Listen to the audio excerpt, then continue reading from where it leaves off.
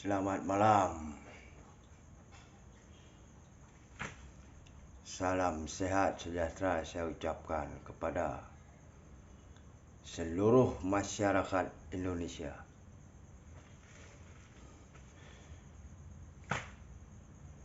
Ini video saya rekam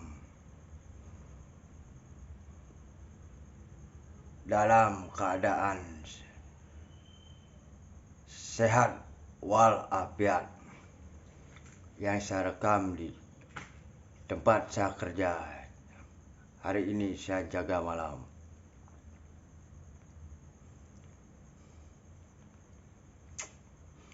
Dari awal saya akan menceritakan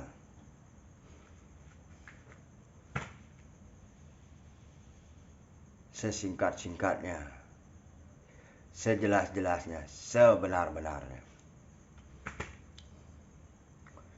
3 tahun lebih saya berjuang untuk mengungkap semua kebenaran saya, hak-hak saya.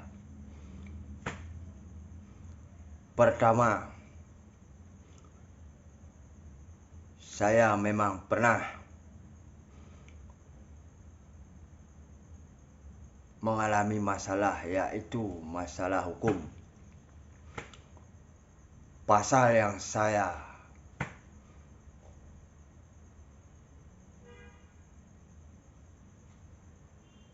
dapat adalah pasal 335 KUHP.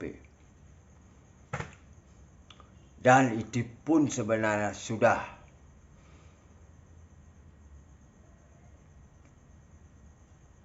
di rumah, sudah ada perdamaian dan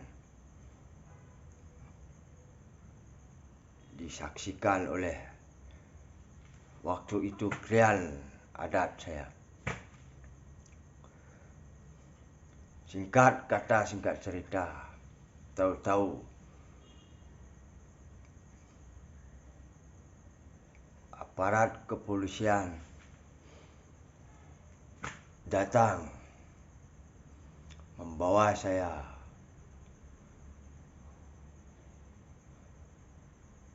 ke polsek, dan pada akhirnya saya pun dikurung. Selang berapa minggu dah mau surat tu. Seminggu nak mau kurung. Kurang lebih seminggu. Kurang lebih seminggu saya dikurung.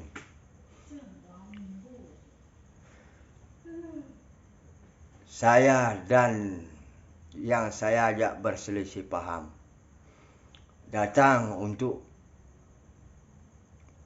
membuat surat pernyataan damai yang dibikin oleh penyidik di atas materai 6.000. Saya kira sesudah itu saya bisa pulang, ternyata tidak. Saya lagi dijebloskan ke dalam sel tahanan. Singkat kata, singkat cerita, akhirnya masalah saya sampai ke pelimpahan ke kejaksaan. Waktu pelimpahan, berkas-berkas, surat-surat dan surat pernyataan damai itu ada dalam bentuk fotokopi. Aslinya si penyidik itu sendiri yang membawa. Fotokopi saya bawa satu, yang saya ajak selisih paham satu.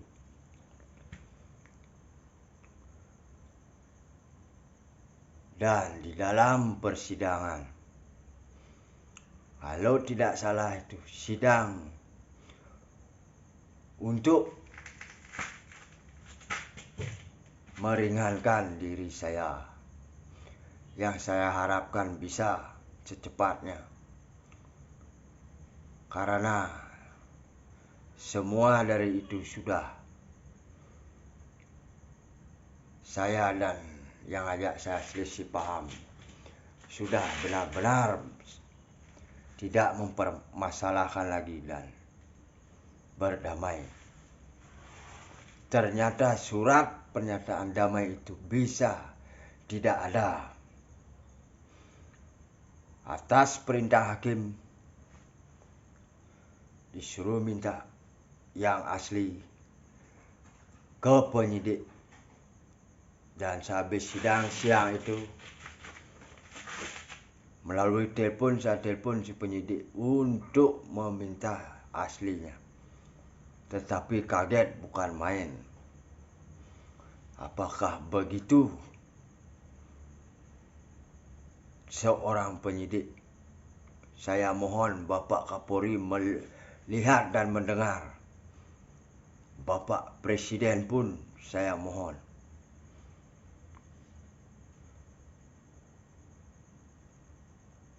Atas perintah hakim untuk yang sangat-sangat saya harapkan, ternyata si pembuat surat itu sendiri tidak tahu menahu dan berbicara ngalor ngidul. Karena saking jengkel saya berbicara, kalau begitu masalah ini saya akan laporkan ke Propam.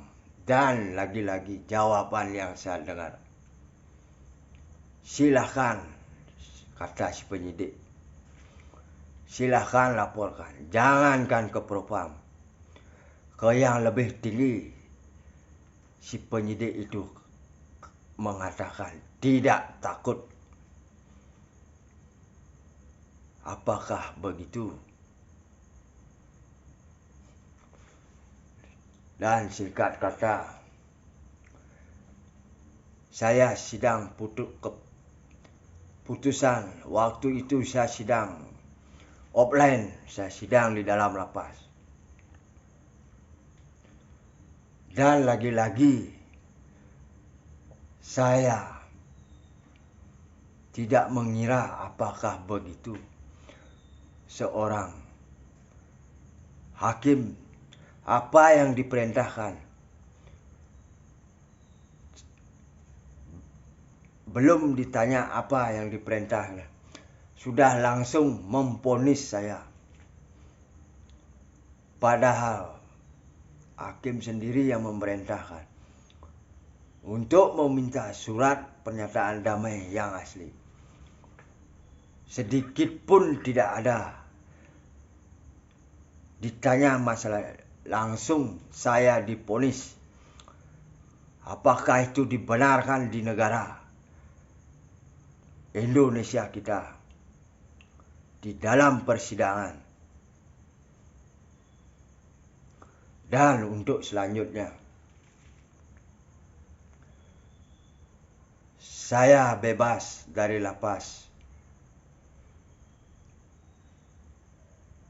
dalam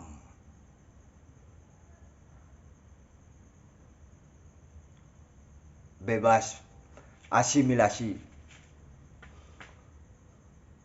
Dan lagi-lagi saya, karena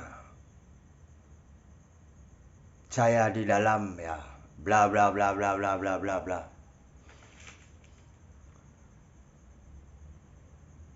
Dari pasal yang saya anut, pasal 335, surat bebas saya,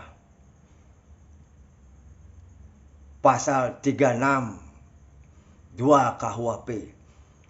Apakah itu dibenarkan juga oleh hukum di negara Indonesia kita ini?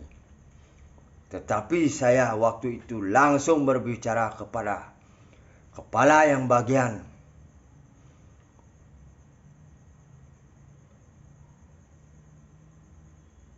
registrasi untuk pembebasan para narapidana, yaitu seorang perempuan.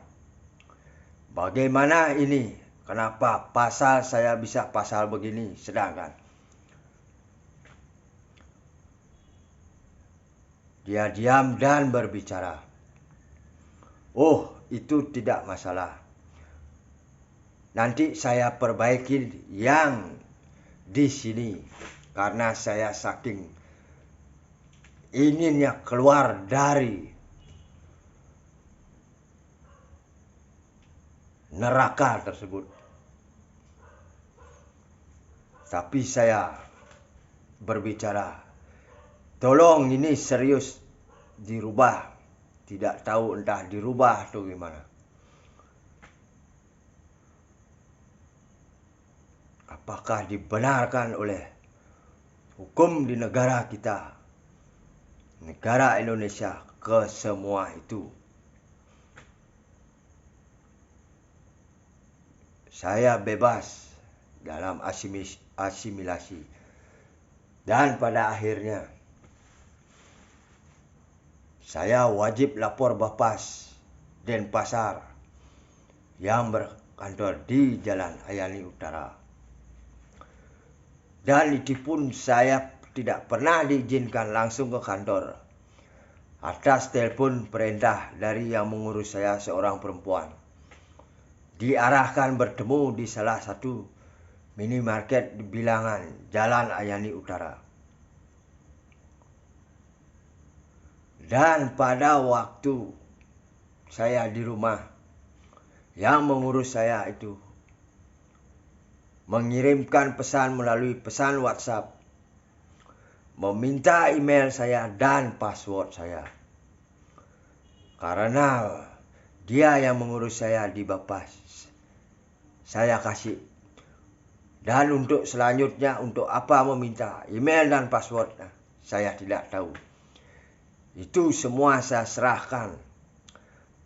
Masalah ini dari A sampai ini kepada hukum yang benar-benar membela kebenaran bagi masyarakat Indonesia yang dipermainkan dengan disengaja, direkayasa.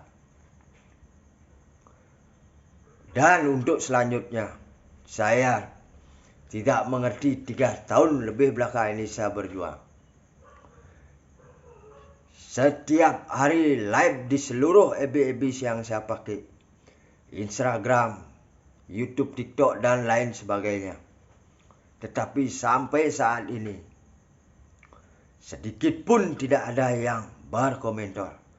Bahkan saya sudah berulang kali mengirimkan pesan ke pesan pribadi beliau-beliau, yaitu Bapak Presiden, Bapak Joko Widodo, dan Bapak Kepala Kepolisian Republik Indonesia, Bapak Kapolri,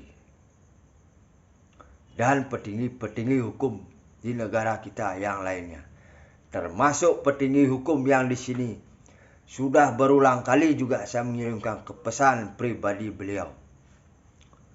Tapi tidak ada sedikit pun. Ada apakah dengan semua teknologi yang saya pakai? Jangankan teman, keluarga besar dari istri, saudara,